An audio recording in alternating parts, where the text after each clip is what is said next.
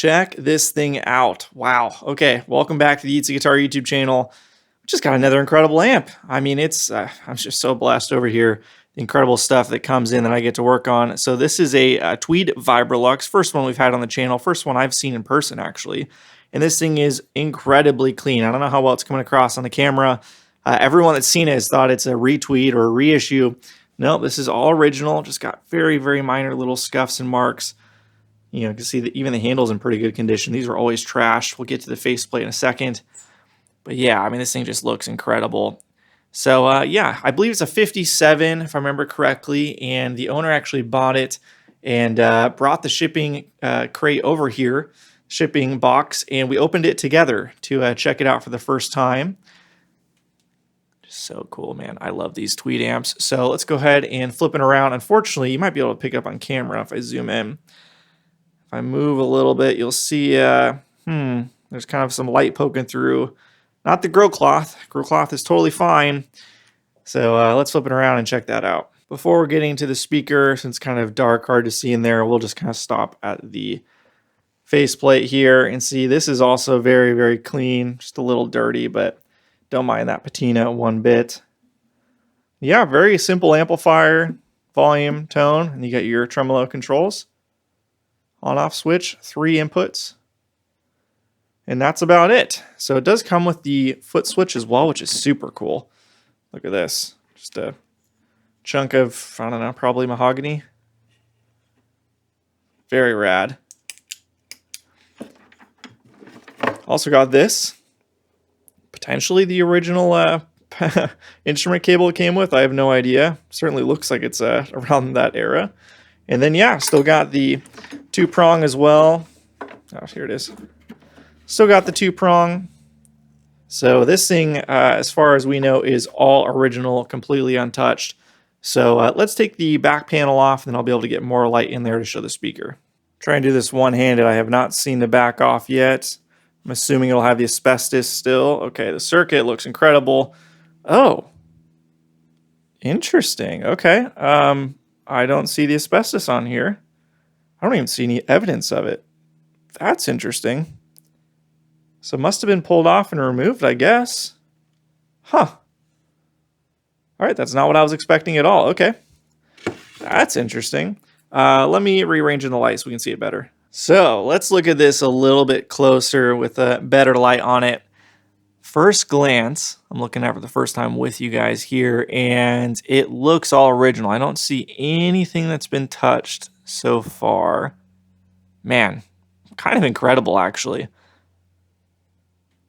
Wow. Yeah, really, really, really cool. I do see, so this yellow wire does stand out to me, but I feel like I remember on my Tweed Princeton, I had a 5F2A all original. It also had like a bright yellow for the OT connection to the speaker. So that's probably fine. Let's see what name we got. Looks like Lupe to me. Get to focus here.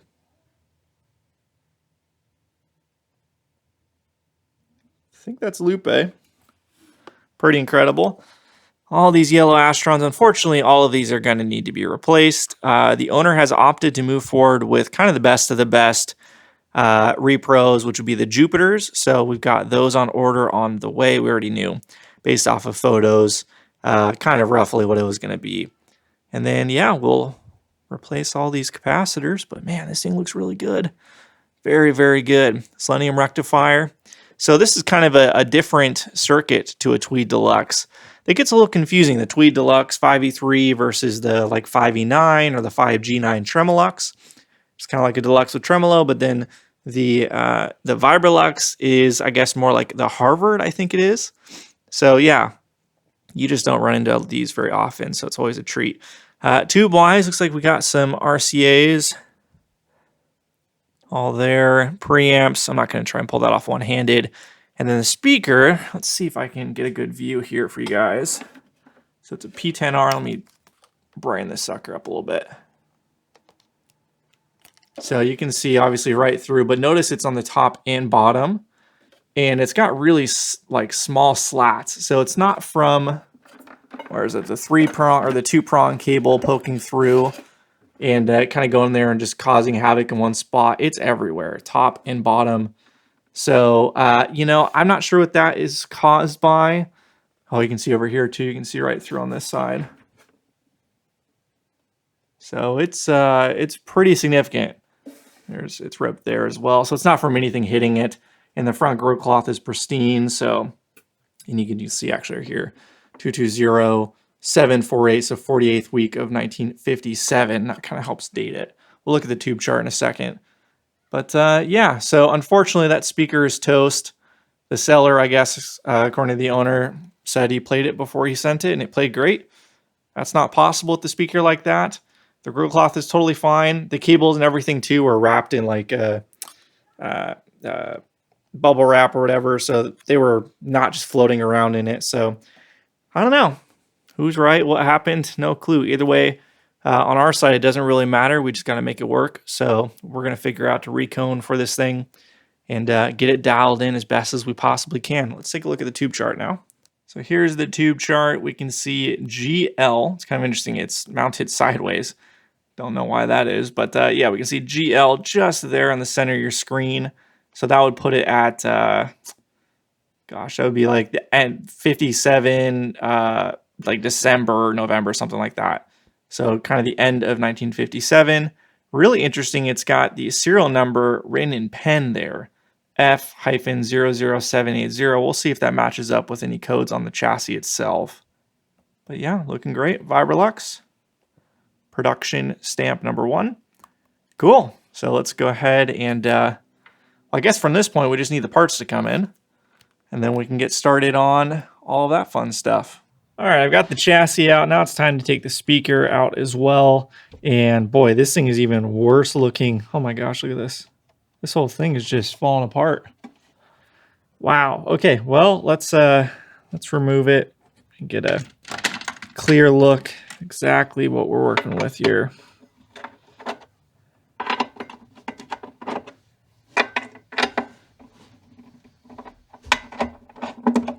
I'm so curious to see what it looks like on the other side. I don't know if I've ever seen a speaker have this sort of damage with, I mean, nothing could have hit it from the back or the front. So how does this happen?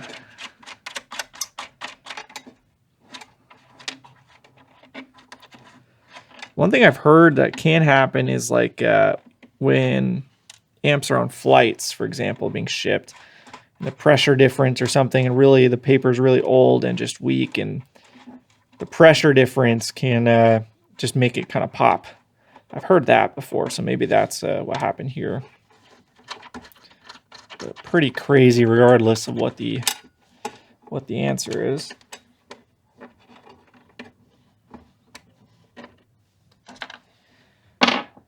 All right, let's pop this thing out. Oh my gosh. I mean, we're missing a whole chunk. What the heck? We're literally missing an entire chunk. So that all roughly lines up, but what about from here to here? It's not on this side. So yeah, we're literally missing an entire chunk of the speaker. Wow. So again, the seller claimed that he played it before and it sounded great. So how are we missing a whole chunk of the speaker? Am I missing something? Maybe inside the grille cloth? Let me just make sure it's not hidden in the grille cloth. Or between the grille cloth and the baffle. There it is. Okay. Wow, wow, wow, wow.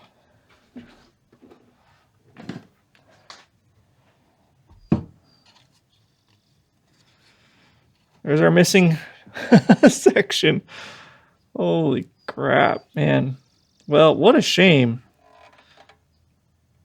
Trying to see if the frame looks like it's bent. Looks okay. So it can be reconed, but yeah. Not what you want. Not what you want at all. Flip it over.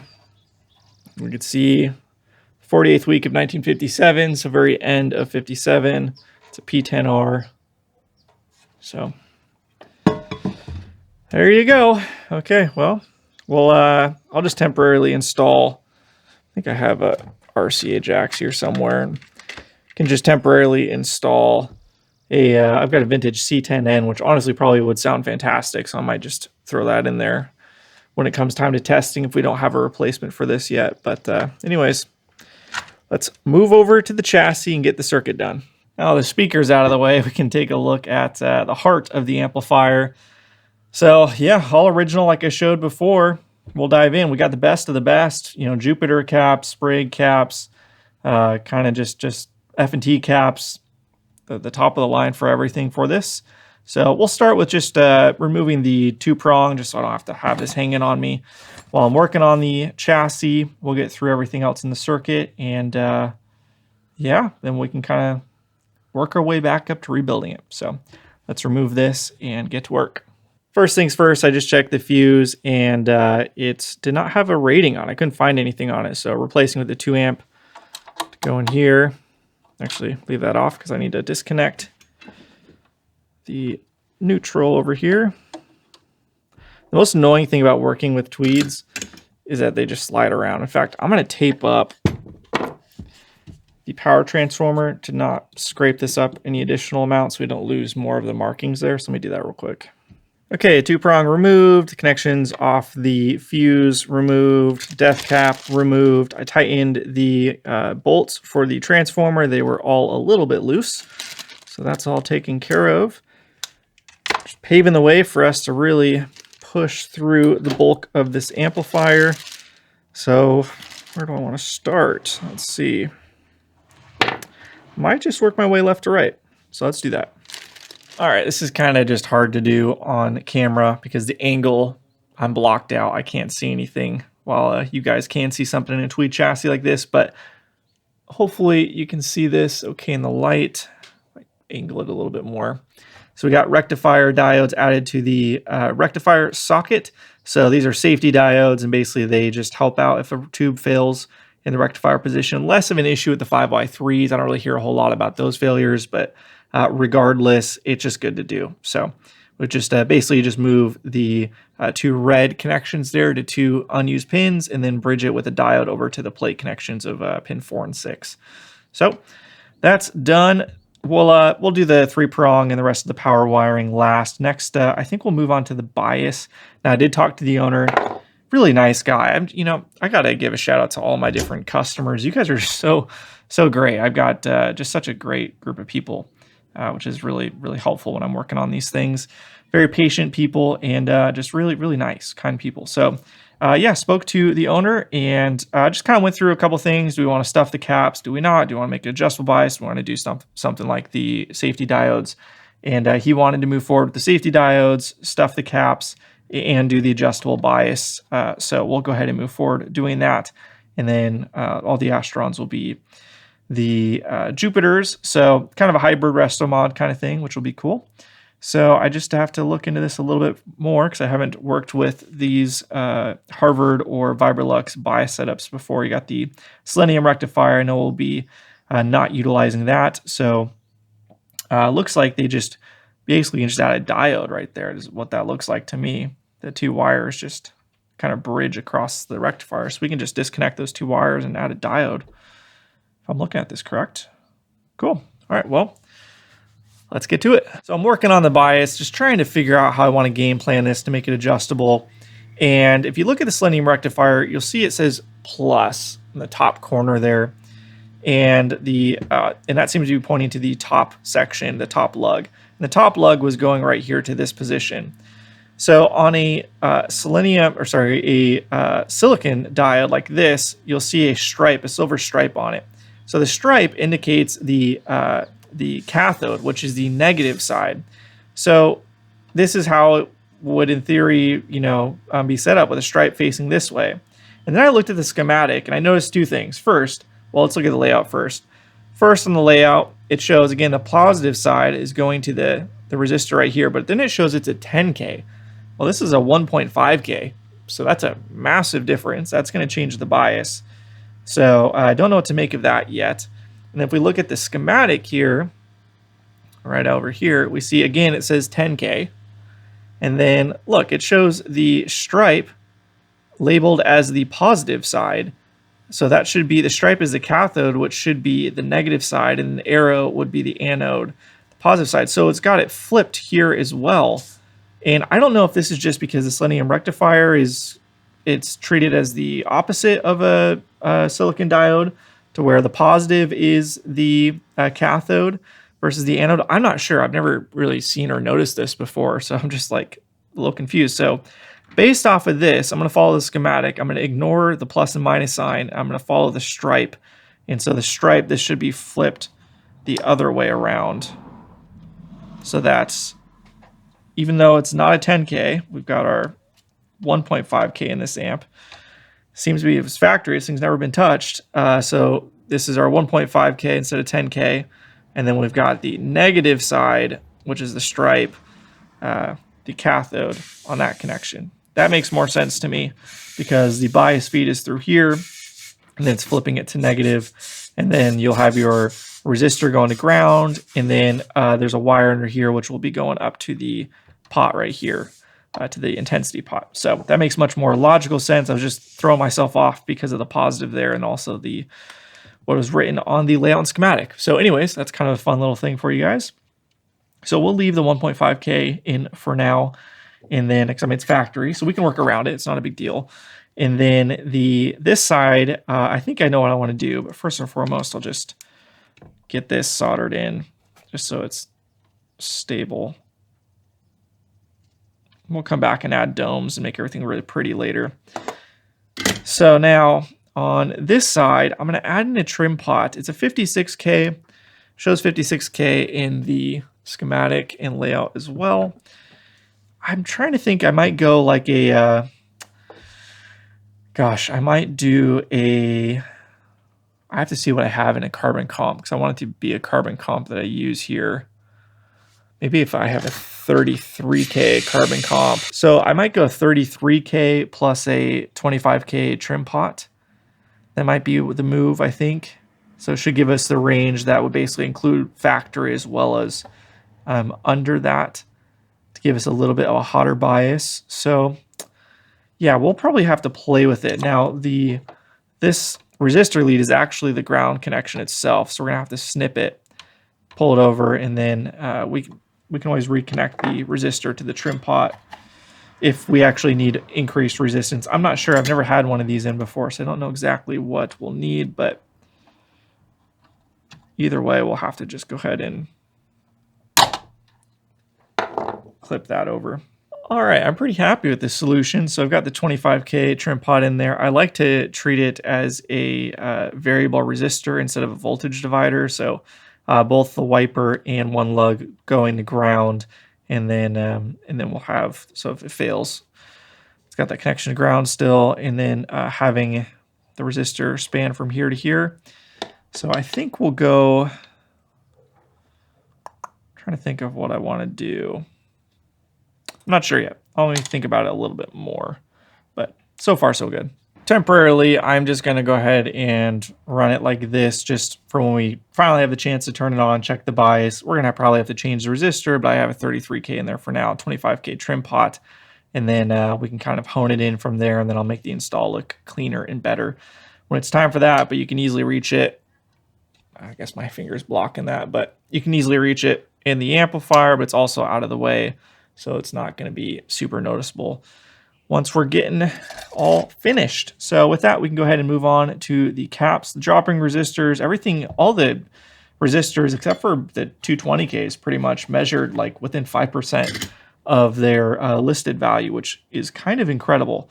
So yeah, this amp is pretty dialed as far as that's concerned. So in an effort to keep things more original, we will be leaving all of that. Of course, when we turn the amp on, we might discover that some of it needs to be replaced, but don't know that yet.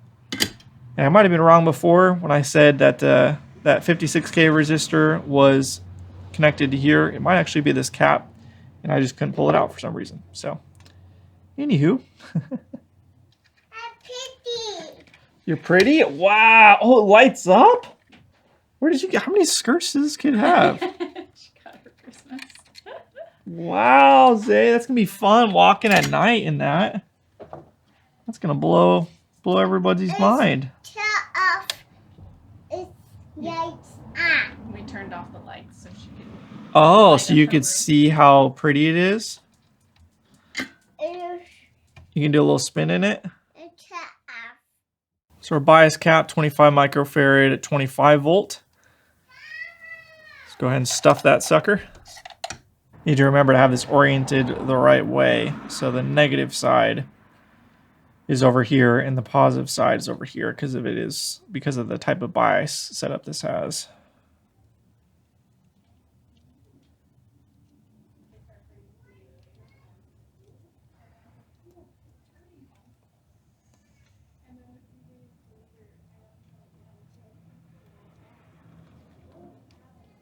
So to stuff the caps, I like to use a dental pick like this. It's got a rounded edge. Get under the lip, and then you can kind of open it up enough to push the old cap out, which can be tricky sometimes. Let's see. Just like that. Here's the old cap. Put that in the baggie. And then we'll get the new cap in there. We'll stuff it and put some foam on either side and be good to go. So here's a piece of non-conductive foam. We'll just kind of stick it in like this. So it looks like that on the other side. And then we'll stick the lead of the cap through on that side. And then the same thing, we'll plug on this side. All right, so here it is done, both sides. So yeah, you're always gonna get a little bit of the crease showing, but there you go, looking pretty good. So we'll go ahead and install this back in. Let's see, positive to the negative on this sucker. So I'll use my little protractor or whatever. Get those bends accurate. So just to show the kind of wheel on an axle concept, that's essentially what I'm doing here.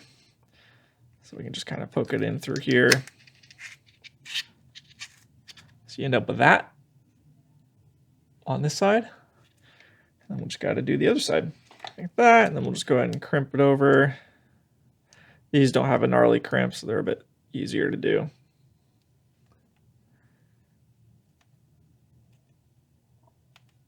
Beautiful. That looks pretty good. So we're just going to go ahead and stop there for tonight. Pick it up again probably tomorrow or later tonight and continue on. All right. Well, I don't know if you can tell, but the recap is done. All the electrolytics have been stuffed. So we've got Sprague and F&T in the various positions. Everything looks nice and tidy. So next up, we'll go ahead and do all of the Jupiter cap swaps. Got quite a bit, so let's dive in.